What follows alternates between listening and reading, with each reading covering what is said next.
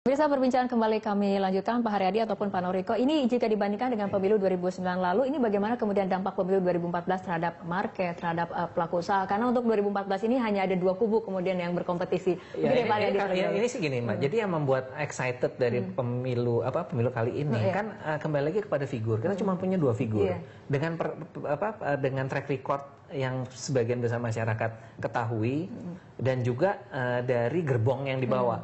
Jadi memang akhirnya yang terjadi adalah militansi yang saya lihat ya, fanatik begitu, dan juga yang membedakan ini dengan pemilu-pemilu yang lalu sangat masifnya black campaign gitu, yang sangat luar biasa. Jadi ini saya pikir juga pembelajaran kita ya, ternyata betapa kreasi black campaign ini kalau dikemas sedemikian rupa bisa membuat keresahan di masyarakat, membuat fanatisme. Ini yang pelajaran yang kita petik, yang mudah-mudahan ke depan kita nggak boleh lagi yang seperti itu. Tapi dari pelaku usaha sendiri kemudian resah, tidak kemudian sempat melihat mungkin tensi politik yang sempat memanas? Kita sempat grogi juga terus terang. Waduh, ini kalau caranya kayak begini, pemilu seperti ini, apalagi juga dibayang-bayangi isu kecurangan ya, kita sangat khawatir. Terus terang kita khawatir sekali. Jadi waktu itu kita yakini, dan ini juga yang ya mohon maaf ya, juga teman-teman dunia usaha yang punya kepentingan ini kan jadi terganggu juga kan. Waduh, kalau begini ceritanya nih kita nggak terima. Nah itulah yang mungkin membuat secara tidak langsung people power ini menjadi betul-betul muncul gitu loh. Tapi kita lihat sampai saat ini suasana kondusif seperti itu ya. Dan sangat hebat. Jadi begitu pilpres ya udah selesai. Fanatisme itu udah selesai di situ aja. Nah sekarang, dan kita yang juga kita apresiasi dari KPU adalah upaya juga untuk membuat proses penghitungannya transparan. Di uploadnya formulir C1, jadi semua masyarakat bisa lihat. Jadi itu saya pikir kalau ada yang meneriakan ini curang, aduh saya bilang gimana ya, karena proses itu suara bisa lihat kok. Saya juga bisa lihat TPS saya, dan TPS saya kebetulan jagoan saya kalah. Gitu, fine-fine aja, nggak masalah juga. Kita semua happy-happy aja kan.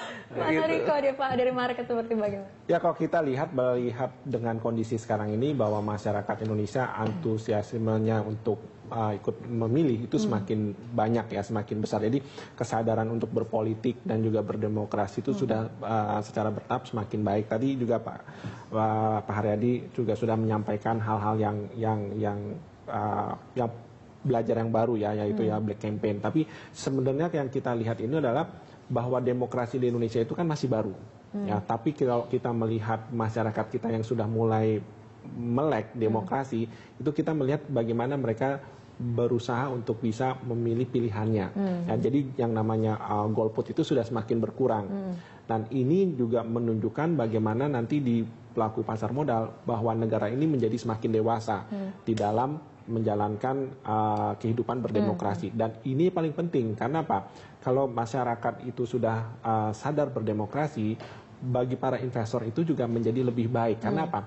Faktor stabilitas tadi, politik, iklim investasi yang kondusif, dan ini yang paling penting karena dengan demikian faktor kepastian itu semakin jelas. Transparansi itu juga penting karena kalau faktor ketidakpastian itu masih tinggi di negara Indonesia, ini akan membuat persepsi negatif bagi para investor. Oke, tapi apakah kemudian pemerintahan baru nanti akan membuat kebijakan-kebijakan yang pro pasar, pro pelaku usaha? Kita akan membahasnya di segmen berikutnya. Pemirsa tetaplah bersama kami.